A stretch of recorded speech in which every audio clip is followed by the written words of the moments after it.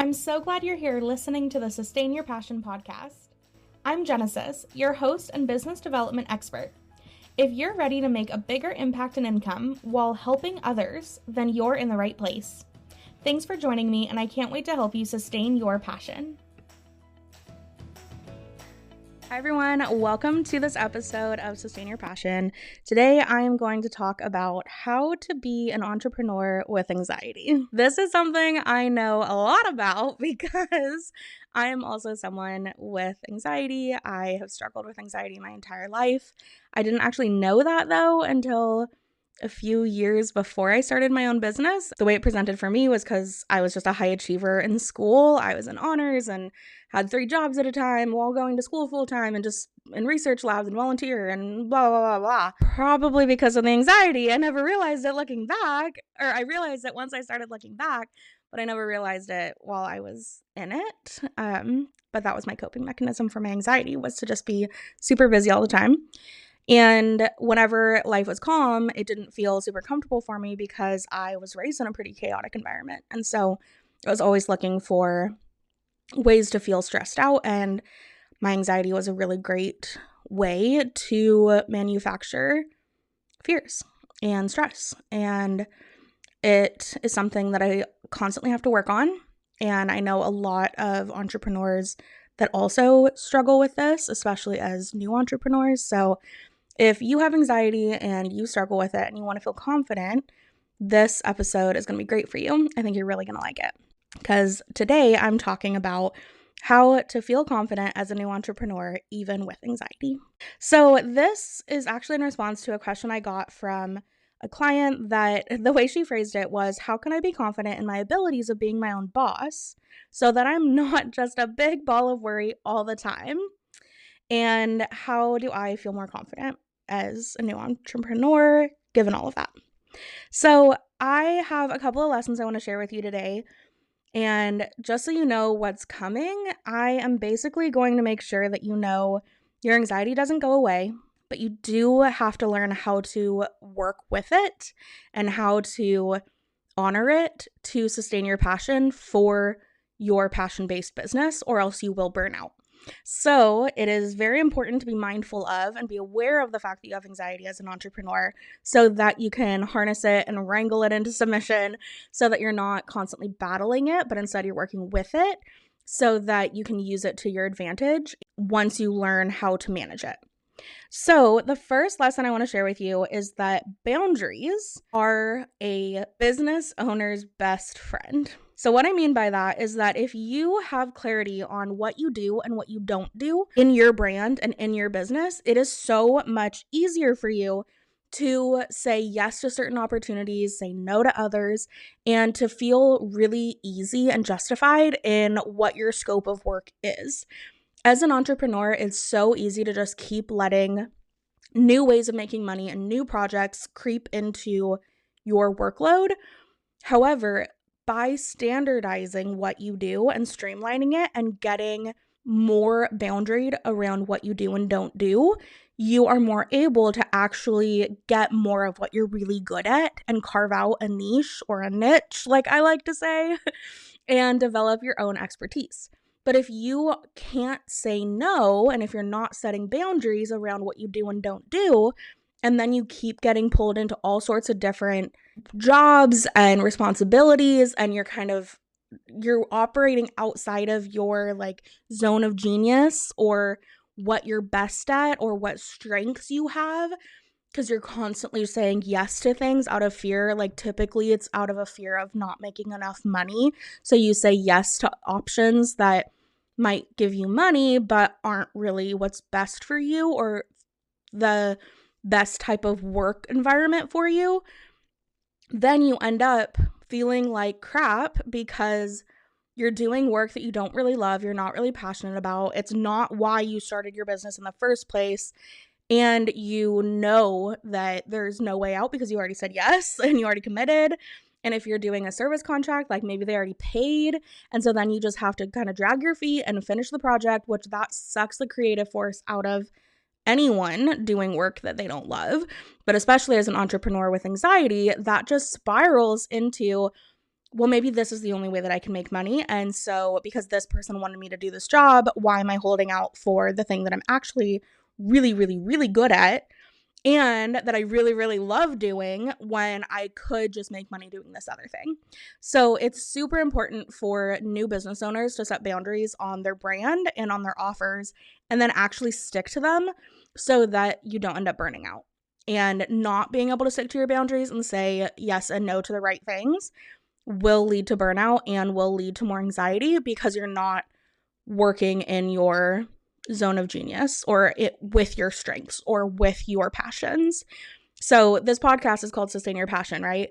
And the way that I describe your passion is the feeling inside of you, a flow of excitement, of passion, that fire that I could stay working on this all day. Give me 5 more clients exactly like this one. I love this work, that excitement, that passion that got you started in the first place. So you need to figure out what that is for you and then set the appropriate boundaries around it so that you can sustain that passion even through your anxieties and through your ups and downs and actually have a sustainable business that you can grow and scale. All right, so lesson 2 I want to share with you is that confidence comes after courage. And if you are thinking about, well, I want to do this thing in my business, right? Or like maybe you haven't actually started a business, you're trying, you're thinking about it, you're kind of in that pre-start phase, and you're thinking like, oh, I'll start it once I'm confident, but you're a person with anxiety, you will be waiting forever. And here's the thing. Anxiety doesn't go away, but you can learn how to manage it better and how to listen to it differently and not let it control your decisions. So the reason why I say that confidence comes after courage is that it takes courageous action to show up and sell your skills and sell your own programs and like market yourself on the internet, especially, but also in other networking formats. But like, it takes courage, and courage is way more like, I put so much more stock in somebody being courageous than somebody feeling confident, because confidence, like if you are waiting to feel confident, you will be waiting forever. And yet the action takers are the courageous ones that don't know how it's going to go, that don't know if it's going to work, that don't know if they're going to sell out their offer, and yet they still show up and they try.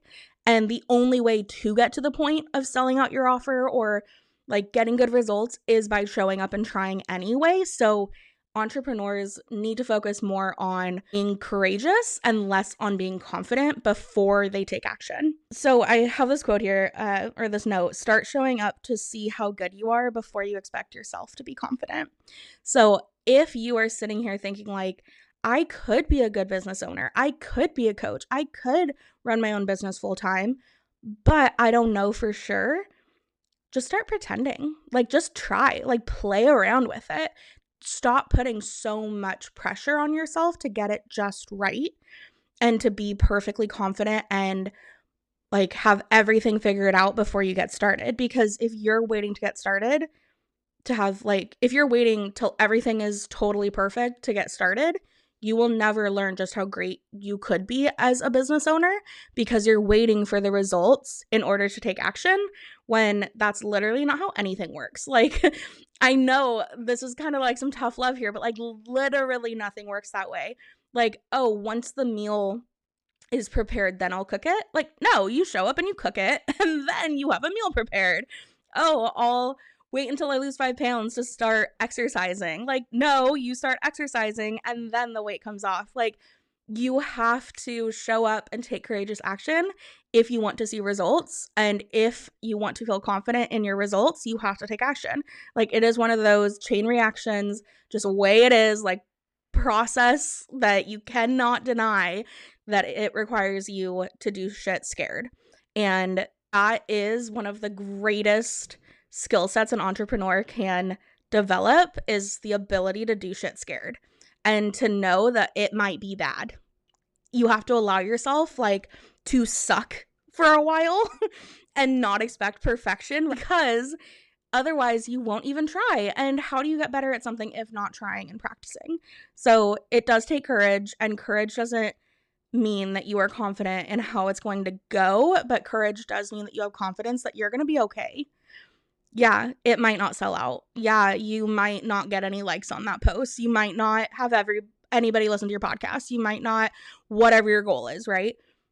But you are significantly closer to figuring out what does work once you've tried at least once. And then once you've tried once, you're way more likely to try twice, and then a third time and a fourth time and a fifth time, and then actually refine your skills and your version of what works for you, because that wisdom only comes with practice. But if you are watching like what other people are doing and you're comparing yourself and you're waiting to feel confident before you show up for your dreams, you will be waiting forever. So tough love is confidence comes after courage.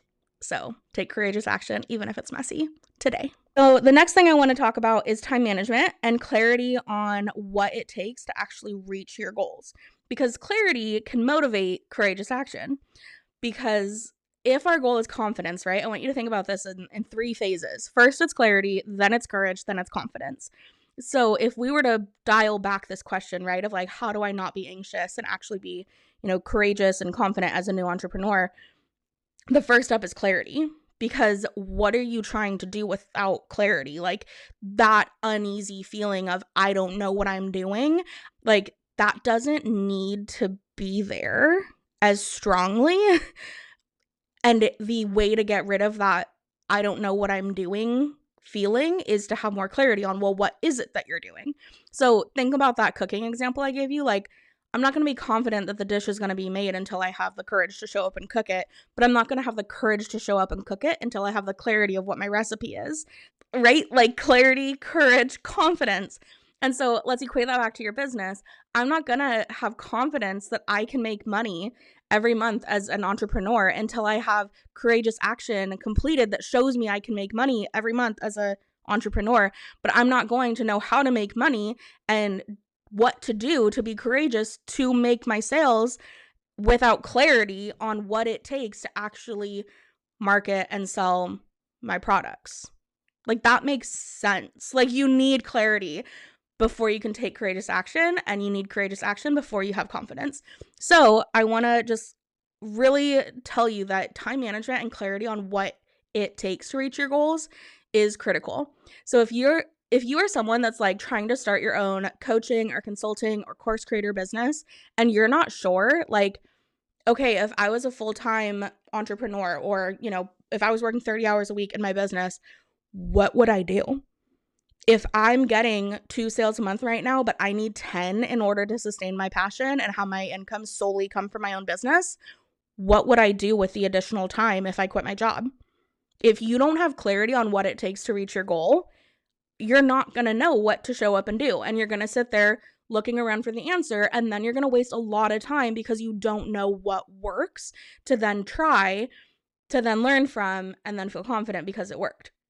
So I want to encourage you to just get really clear on what exactly it does take to reach your goal. And that starts by math. Like it's just math. It's figuring out. So, okay, if you want to make $5,000 a month and you have a signature coaching program that you can sell for $1,000 a piece, that means you need 5 clients. So then how many clients does that mean you need to be talking to every month?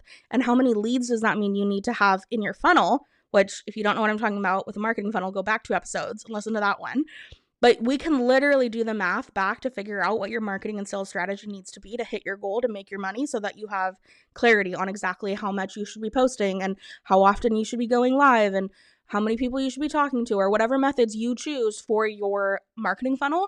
We can do the math and figure out what you should be doing with your time. But in general, it's daily, have touch points with your current clients, your hottest leads, which are your buyers, your mid-tier leads, which are your engagers, and your strangers, which are people that don't know you yet. Like, put yourself out there and create content for each of them every day, and you will reach your goal. But this all is predicated on the first tip that I gave you, which was boundaries. Because if you are trying to sell as many spots as I can, your doors will always be open and you will never actually have urgency for people to work with you, and so people won't buy. So you do need to have boundaries around what you do and what you don't do, and when you do it and how you do it and all those good details, so that then you can actually figure out your math of what it takes to reach your financial goal as an entrepreneur so that you have clarity on what that means you need to be doing in terms of your marketing strategy, and then show up and do it courageously, even if you don't know if it's going to work, until you figure out what works for you. And then learn your lessons of like, this is what works, this is what converts, this is what my ideal client likes seeing me do and appreciates, and they need more of that, right? So then you can feel confident about your strategy. But it takes starting, and starting takes clarity on what it actually takes. So if you are in that place of like just dreaming right now, right?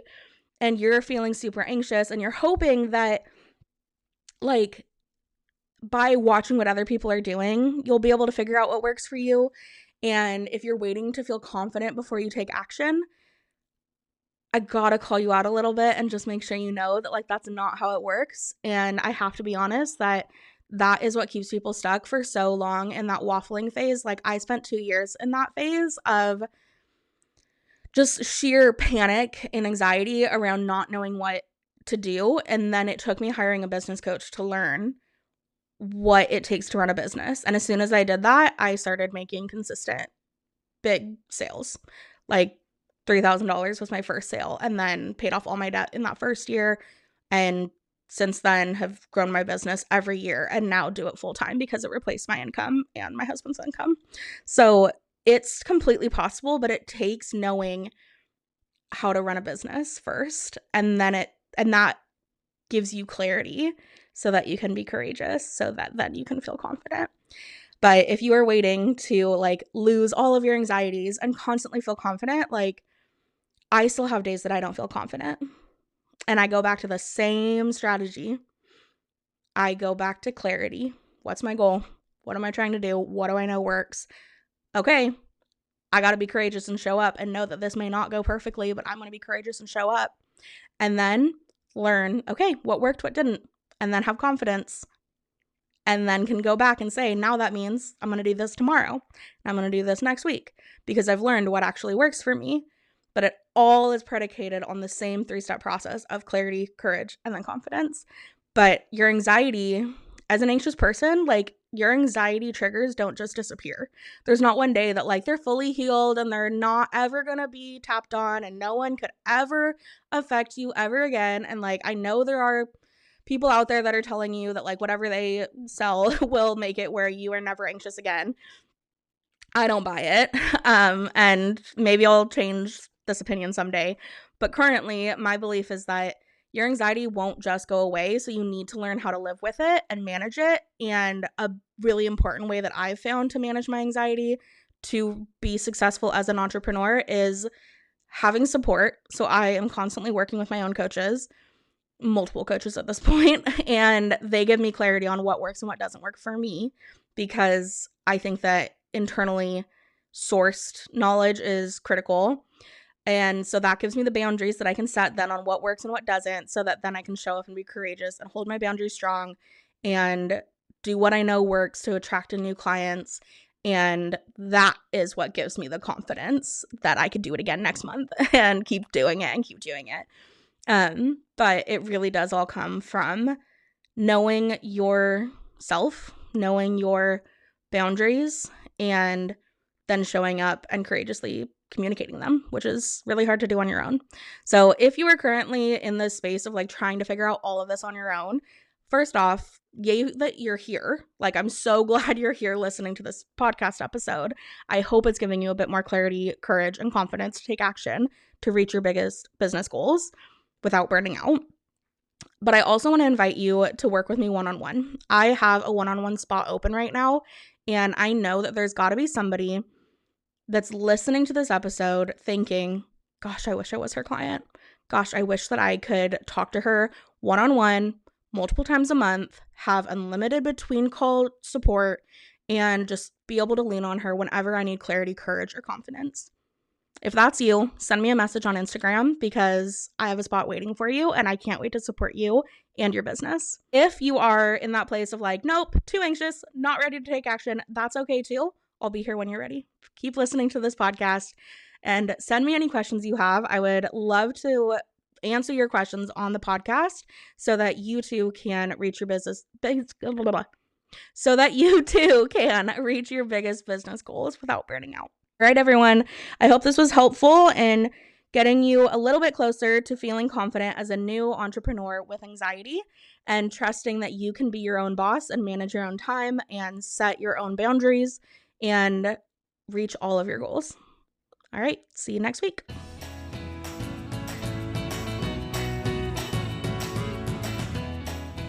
Thank you so much for listening to this episode of the Sustain Your Passion podcast. If this episode helped you gain a bit more clarity, courage, or confidence, please share it with your friends on social media or in a text. It would mean the world to me. Thanks in advance for sharing this episode. I hope you have a great week, and I'll talk to you soon.